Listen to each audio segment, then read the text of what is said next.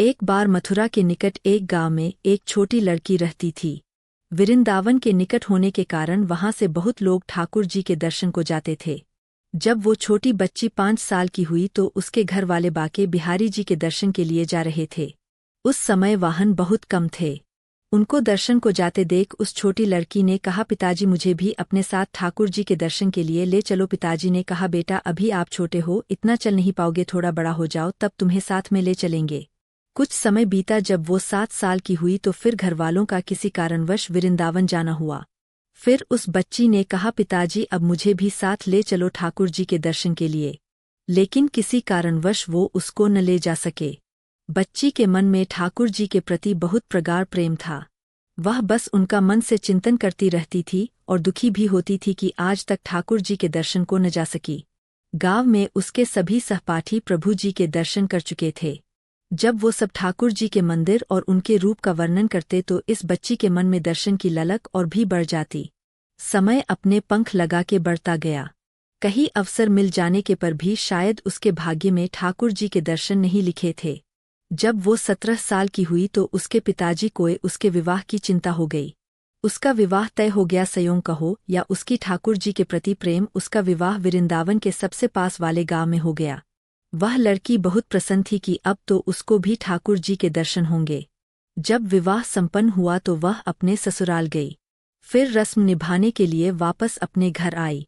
1-2 दिन बाद वो और उसके पति जब वापस अपने घर जा रहे तो बीच में यमुना नदी पर उसके पति ने बोला, तुम कुछ देर इधर बैठो, मैं यमुना में स्नान करके आता हूँ।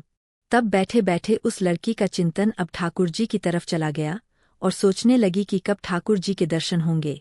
उस लड़की ने लंबा घूंघट निकाल रखा था, क्योंकि गाँव है, ससुराल है, और वही बैठ गई।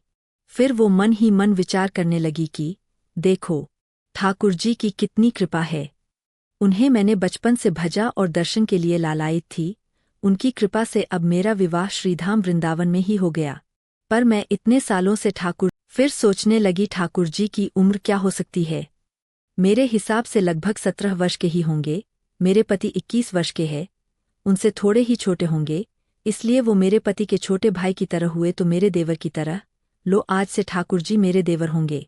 अब तो ठाकुर जी से नया संबंध जोड़कर उसको बहुत प्रसन्नता हुई और मन ही मन ठाकुर जी से कहने लगी, ठाकुर जी आज से मैं आपकी भाभी और आप मेरे देवर हो गए। पर वो समय कब आएगा जब आप मुझे भाभी भाभी कहकर पुकारोगे। जब वो किशोरी ये सब सोच ही रही थी तभी एक किशोरावस्था का सवानला सा लड़का उधर आ गया और कहने लगा, भाभी भाभी। लड़की अचानक अपने भाव से बाहर आई और सोचने लगी, वृंदावन में तो मैं नई हूँ, ये भाभी कहकर कौन बुला रहा है। वो नई थी इसलिए घूंघट उठाकर भी नहीं देखा कि गांव के किसी बड़े बूढ़े ने देख लिया तो बड़ी बदनामी होगी। जब वह बालक बार बार कहता पर वह उत्तरहीन देती। बालक उसके और पास आया और कहा, भाभी एक बार तो अपना चेहरा दिखाई दे। अब वह सोचने लगी, अरे ये बालक तो बहुत जिद कर रहा है। इसलिए वो और कस के अपना घूंघट पकड़कर बैठ गई कि कहीं घूंघट उठाकर देख न ले।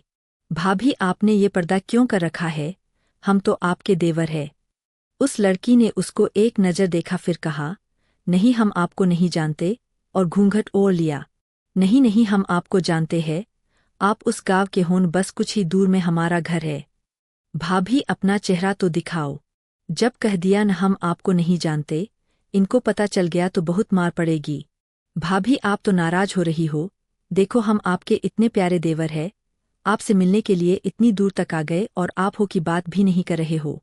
क्यों आप हमसे मिलना नहीं चाहते थे। और इतना कहते ही उस लड़के ने घूंघट खींच लिया और चेहरा देखा और भाग गया। थोड़ी देर में उसका पति भी आ गया। उसने अपने पति को सब बात कही। पति बोला, चिंता मत करो, वृंदावन बहुत बड़ा थोड़े ही है। कभी भी किसी गली में लड़का मिल गया तो हड्डी सली एक कर दूंगा, फिर कभी भी ऐसा नहीं कर सकेगा। तुम्हें जब भी और जहाँ भी दिखे। कुछ दिन बाद उसकी सासू माँ ने अपने बेटे से कहा, बेटा देख तेरा विवाह हो गया, अब बहू मायके से भी आ गई, पर तुम दोनों अभी तक बाके बिहारी जी के दर्शन के लिए नहीं गए। कल तुम जाकर बहू को ठाकुर जी के दर्शन कराकर लाना। अगले दिन दोनों पति और पत्नी ठाकुर जी के दर्शन के लिए मंदिर जाते हैं। मंदिर में बहुत भीड़ थी। लड़का कहने लगा, देखो तुम स्त्रियों के साथ आगे जाकर दर्शन करो, मैं आता हूँ। जब वो आगे गई पर घूंघट नहीं उठाती, उसको डर लगता कोई बड़ा बूढ़ा देखेगा तो कहेगा कि नई बहू घूंघट के बिना ही घूम रही है। बहुत देर हो गई तो पीछे से पति ने आकर कहा, अरे बाबली, ठाकुरजी सामने है, घूंघट काहे को नाय खोले, घूंघट नाय खोलेगी तो प्रभुजी के दर्शन कैसे करेगी। अब उसने अपना घूंघट उठाया और जो बाके बिहारी जी की ओर देखा तो बाके बिहारी जी की जगह वो ही बालक मुस्कुराता हुआ दिखा तो वह चिल्लाने लगी, सुनिए ओ जी, जल्दी आओ, जल्दी आओ। पति जल्दी से भागा भागा आया और बोला, क्या हुआ। लड़की बोली, उस दिन जो मुझे भाभी भाभी कहकर भागा था न, वह लड़का मिल गया। पति ने कहा, कहाँ है, अभी उसे देखता हूँ, बता तो जरा। उसने ठाकुर जी की ओर इशारा किया और बोली, ये रहा, आपके सामने ही तो है। उसके पति ने जब देखा तो अवाक ही रह गया और वही मंदिर में ही अपनी पत्नी के चरणों में गिर पड़ा और बोला, तुम बहुत ही धन्य हो, वास्तव में तुम्हारे हृदय में सच्चा भाव ठाकुर जी के प्रति है। हम इतने वर्षों से वृंदावन में है, पर आज तक हमें उनके दर्शन नहीं हुए और तेरा भाव इतना उच्च है कि ठाकुर जी ने तुझे दर्शन दे दिए। ठाकुर जी से सच्चे प्रेम से जो भी रिश्ता करो तो ठाकुर जी उसे जरूर निभाते हैं, जैसे इस कहाँ के बिहारी वृंदावन धाम की सच्ची भक्ति और समर्पण की। ठाकुर जी से सच्चे प्रेम से जो रिश्ता बनाओ उसे वो जरूर निभाते हैं।